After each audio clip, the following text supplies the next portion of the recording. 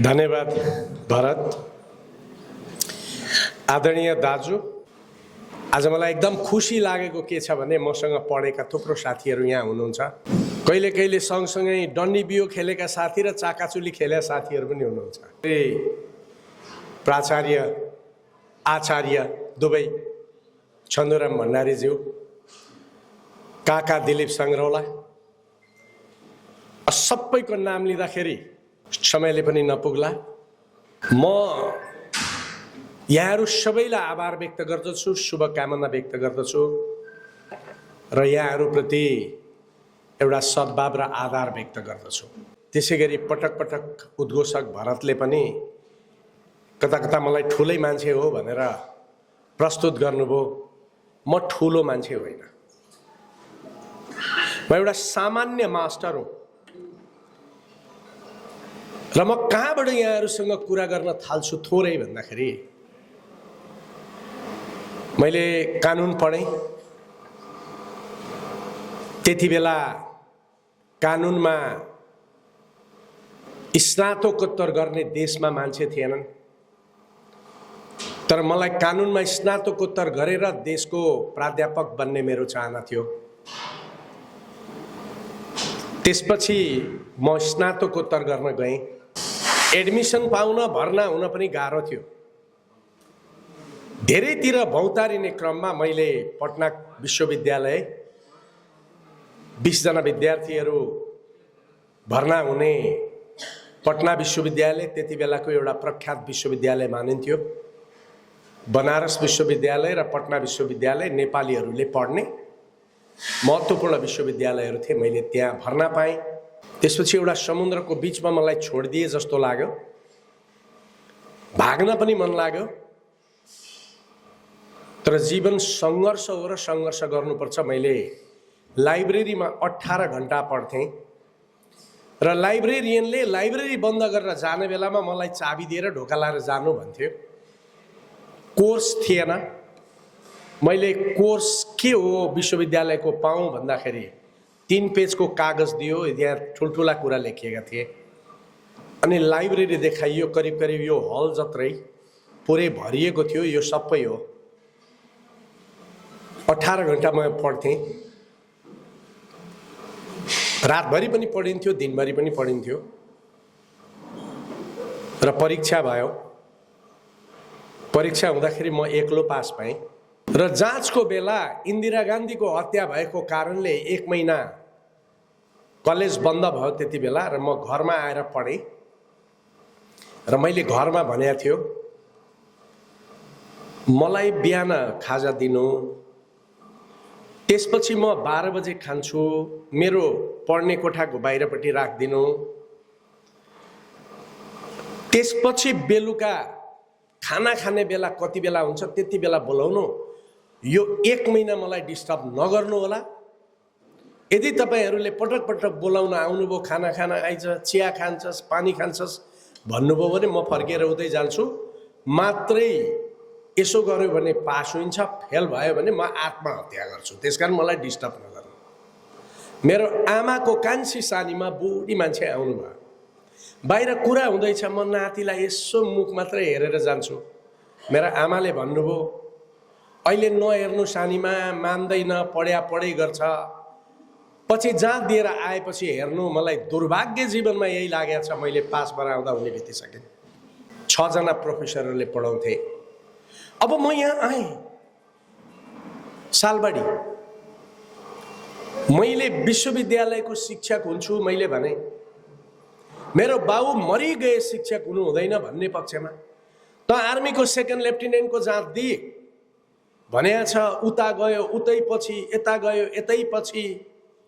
त्यही कारण मैले भने अब म शिक्षकै हुन्छु, किनभने यो समाजलाई बदल्नु आवश्यक छ। मैले 39 वर्ष भयो पढाएको। म दिनमा 8 घण्टा पढाउँछु। अस्ति साउन 1 गतेबाट म रिटायर भएँ। म पढाइ खाने मान्छे होइन, म पढाउने मान्छे हुँ। त्यसकारण मैले कट्टु लगाएँ, पर्खाल लगाएँ, खने। आज 10 अरबको संस्था छ, तर यो राज्यलाई दिउँ हामीले सम्पत्ति बनाएनौँ। त्यसकारण मैले भन्ने गरेको छु, यो देशलाई दिने नागरिक चाहिएको छ, लुट्ने नागरिक होइन। तर 70 वर्षदेखि देशलाई लुट्नेहरूको संख्या ज्यादा छ। म पनि राजनीति गरेँ, मैले पनि राजनीति गरेको छु, म राजनीतिक विचारधारा बोकेको मान्छे पनि हुँ। तर मैले बोकेको राजनीतिले आज देशका युवाहरू देशमा राख्न सक्यो? सबै बुढापाका देशमा, सबै जवान विदेशमा।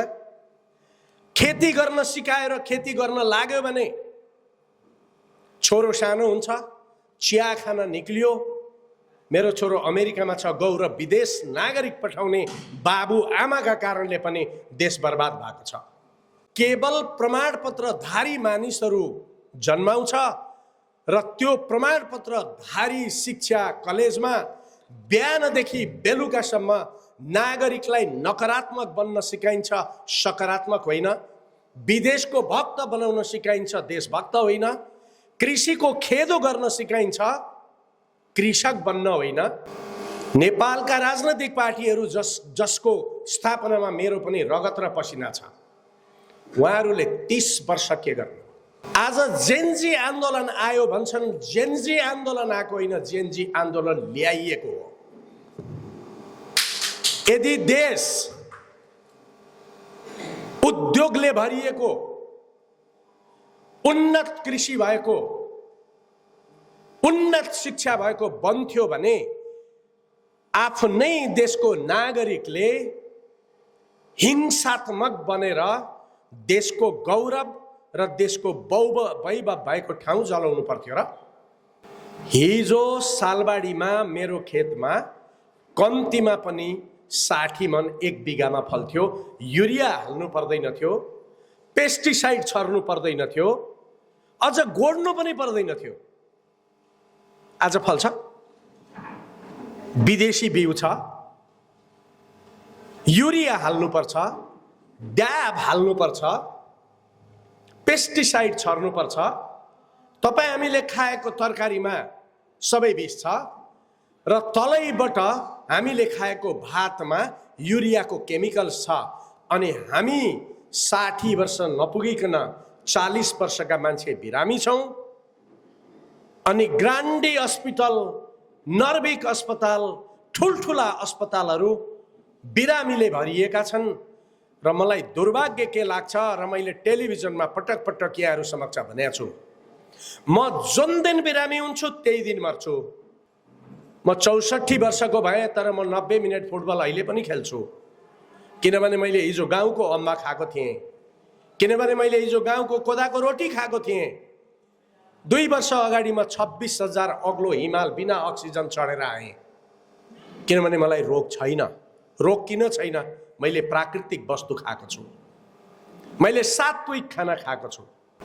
म किन मर्छु भनेर म भन्छु भने, म मास्टर हुँ, मेरो तलब 80,000 थियो, अहिले म रिटायर भएँ। 80,000ले त्योभन्दा पहिला 60,000 थियो, त्योभन्दा पहिला 40,000 थियो र मैले जागिर थाल्दा 2500 थियो। तलबमा बाँच्न सिकेको मान्छे हुँ, मसँग ब्याङ्क ब्यालेन्स छैन। मैले कमाएको पैसा परिवार पाल्दा सिद्धियो। मेरो पेन्सनबाट आएको 33 लाख रुपियाँ थियो, मैले त्यो तिरो भरो गरेर मेरो 8 लाख रुपियाँ ब्याङ्कमा बाँकी छ। कुनै दुनियाँमा कोही मान्छे छ मेरो सम्पत्ति यति छ भनेर बोल्ने भने म हुँ, त्यो मान्छे हुँ। वीर अस्पतालमा टाइम पाउँदिनँ, डाक्टर राम्रा छन्। नर्भिकमा म बाँच्न सक्छु, डाक्टर राम्रा छन्, मसँग पैसा छैन। अनि मैले के गर्ने हो त? मैले वीरता मोडको अस्पतालमा, त्यो पनि दुर्गाजीको अस्पतालमा होइन, अर्को सरकारी अस्पतालमा, छेउको सामान्य अस्पतालमा भर्ना हुनुपर्छ। र जतिसम्म भर्ना हुँदाखेरि मेरा शरीरले बाँच्छ त्यस दिनसम्म म बाँच्ने हो। मेरा 8 लाखले उपचार गर्न सक्दैन। म 8 लाख ब्याङ्कमा भएको मान्छे त यो भन्दैछु, यो देशका कति प्रतिशत गरिबलाई राजनीतिक पार्टीहरूले स्वास्थ्य दिने आजको अवस्था सिर्जना गरे। उहाँहरूले आफ्नो मूल्याङ्कन गर्नुपर्छ। मेरो भनाइ यो हो, उहाँहरू बेइमान हो म भनिरहेको छैन। बनाउनु भएन, किनभने उहाँहरूले सधैँ विद्वानहरूलाई दुत्कार्नुभयो, विद्वानहरूलाई लखेट्नुभयो, दोगलालाई छेउमा राख्नुभयो। त्यसकारण जुन प्रधानमन्त्रीका घर जले जेनजी आन्दोलनमा उहाँहरूका सल्लाहकारका घर किन चलेनन् म प्रश्न सोधिरहेको छु। घुसपैठ उहाँहरूका अफिसमा पनि थियो र उहाँहरूका कारणले देश जल्यो। त्यसकारण म यहाँ बस्ने बौद्धिकहरूलाई भन्छु, कहिलेसम्म हामी चुप लागेर बस्ने? जुन तरिकाले हामी चुप लागेर बस्छौँ, तपाईँ हाम्रा अब्बल दिमाग भएका छोराछोरीलाई विदेशले किन्यो, अमेरिका र अस्ट्रेलियाले। तपाईँ हाम्रो दिमाग किन्दैन। तपाईँ हामी भोलि मुजफ्फरपुरको क्याम्पमा रिफ्युजी भएर बस्न पर्ने हुन्छ। त्यसकारण देश सबैभन्दा अगाडि। अन्यथा नबुझिदिनु होला, धेरै मान्छेले गलत अर्थ लगाइदिन्छन्। मैले एउटा कुरा जहिले पनि भन्ने गरेको छु, शास्त्र बुझ्ने साथीहरूले पनि यसलाई यस अर्थमा बुझिदिनु होला। म मनको कुरो बोल्दैछु तपाईहरुसँग। मेरो बुबा बित्नुभयो, म बुबाको श्राद्ध गर्छु। मेरो आमा बित्नुभयो, आमा बितेको दिन म पानी चढाउँछु तर श्राद्ध गर्दिन। किनभने मेरो आमा मरे पनि मेरो अर्को आमा यो देश जिउँदो छ, जिउँदो आमाको श्राद्ध गर्दिन। म त्यो देशभक्त हुँ। यो मेरो रोग हो। देशको माया नगर्ने मान्छेहरूले देश बनाउन सक्दैन। त्यसकारण म राजनीतिक पार्टीहरूलाई भन्दैछु, या त तपाईहरु देशभक्त हुनु भएन, त्यसकारण तपाईहरु देश बनाइरहनु भएको छैन, या त तपाईहरु देशभक्त हुनुहुन्न, त्यसकारण तपाईहरु देश बनाइरहनु भएको छैन, या त तपाईहरु देशघाती हो, त्यसकारण कमाइरहनु भएको छ। तपाईहरु यो होइन भने जवाब दिनुहोस्। अब आएर तपाईले देश किन बनाउन सक्नु भएन? थुप्रै साथीहरूलाई लाग्ला होइन देश त बन्या छ त, बाटो बन्या छ, गाउँ गाउँमा पिच रोड छ। दुर्भाग्य त यही पनि। शहरमा व्यवस्थित शहरहरू बनाएर हामीले एउटा बाटोबाट दुनिया चलाउनु पर्नेमा 17% उत्पादनमूलक जमिन भएको देशमा प्रत्येक ओडामा 2 लेनका बाटा जताततै छन्। देश उत्पादन गर्ने खेत आज गिट्टी र पिचले छोपिएको छ। हाम्रो बस्ती फारिएको छ, बस्ती टाढा टाढा छ, अनि हामी हरेक गाउँ, हरेक टोल, हरेक स्कुल पिच गर्दैछौँ। देशको पैसा जति पिचमा छ। एउटा उद्योग छ? उद्योग छ?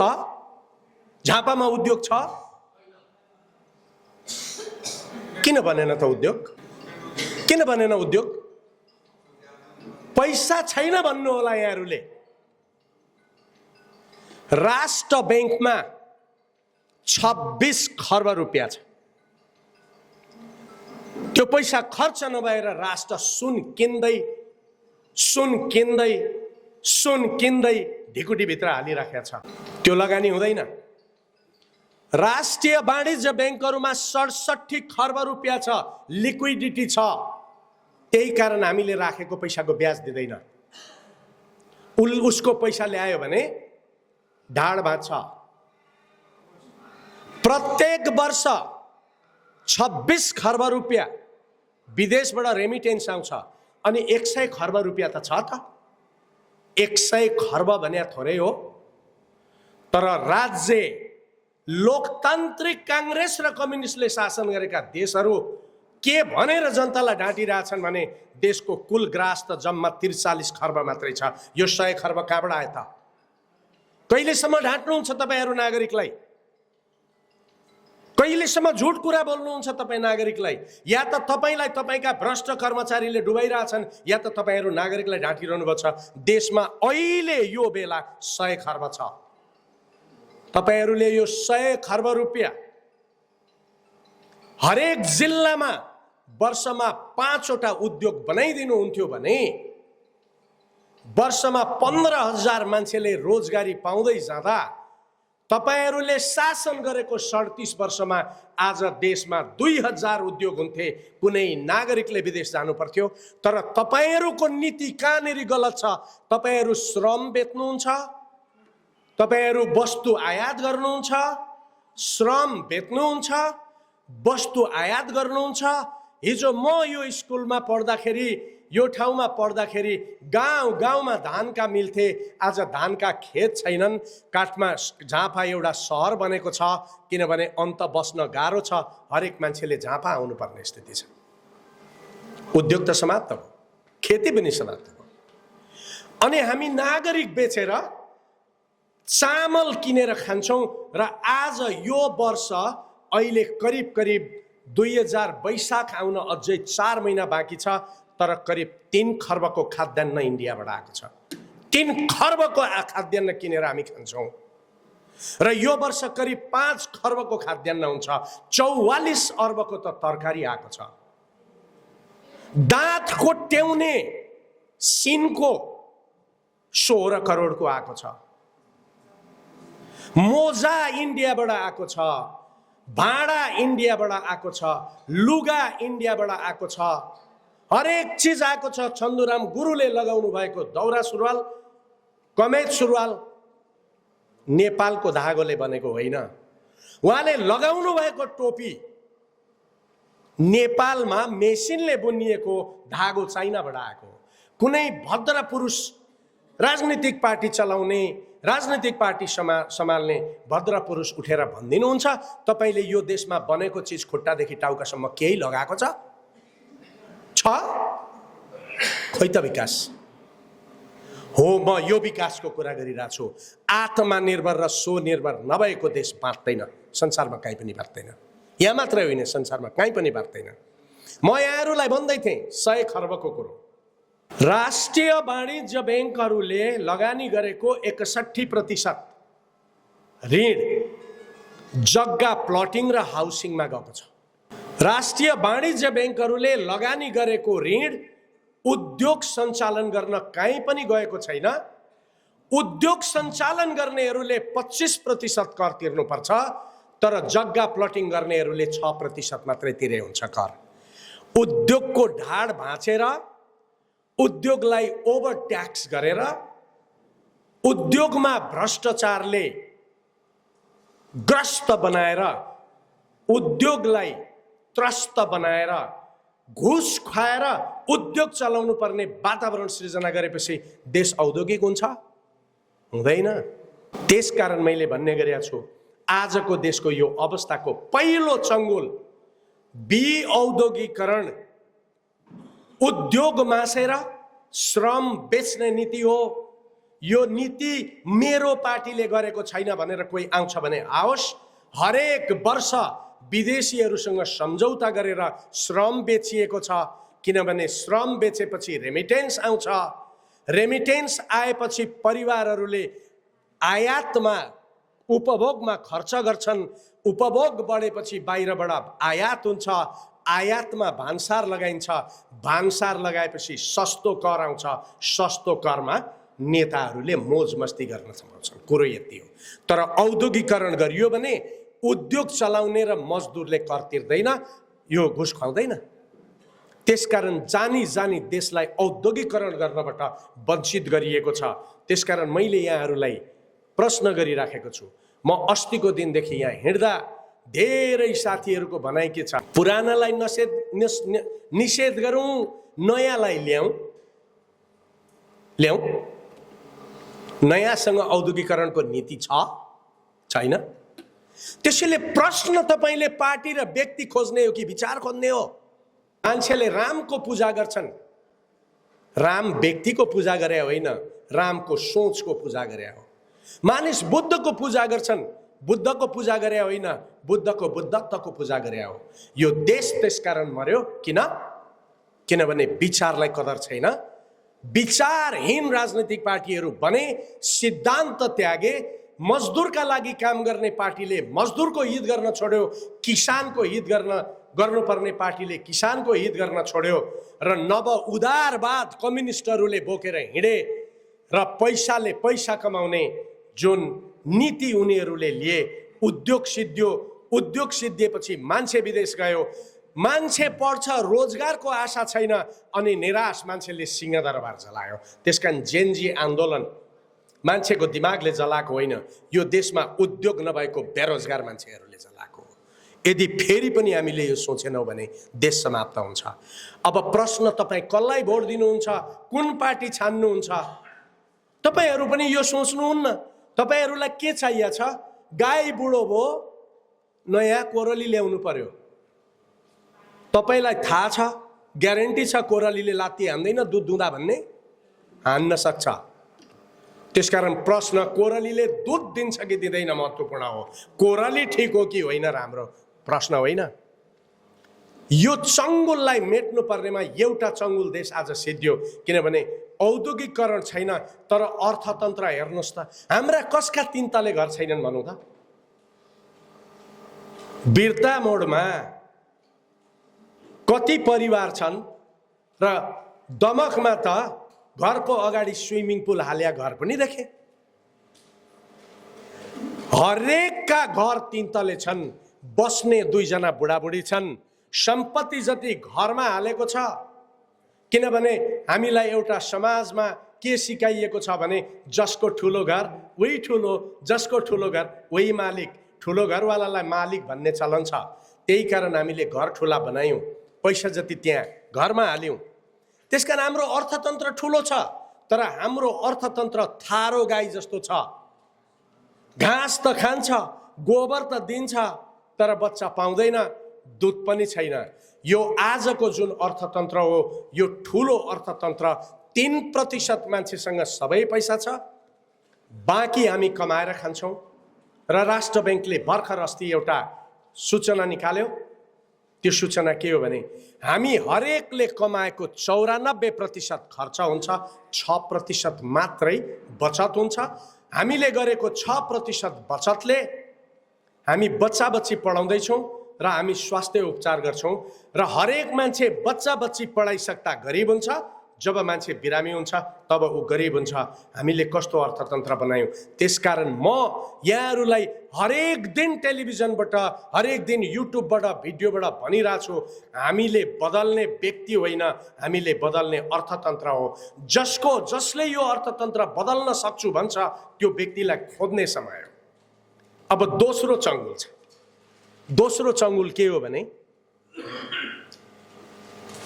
सबै मान्छे विदेशमा छ, सबै युवा विदेशमा छ।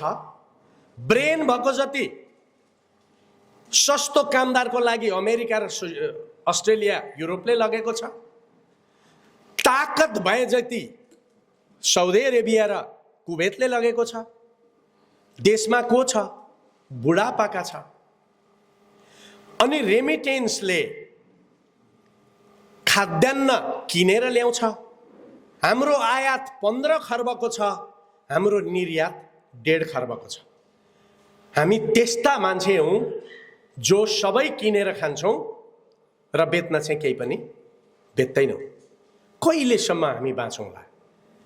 त्यसकारण श्रम बेचेर उद्योग नखोलिकन वृद्धहरू घरमा छोडेर, बाबुआमा छोडेर युवाहरू विदेश जाने देश रेमिटेन्सले सिर्जना गर्यो।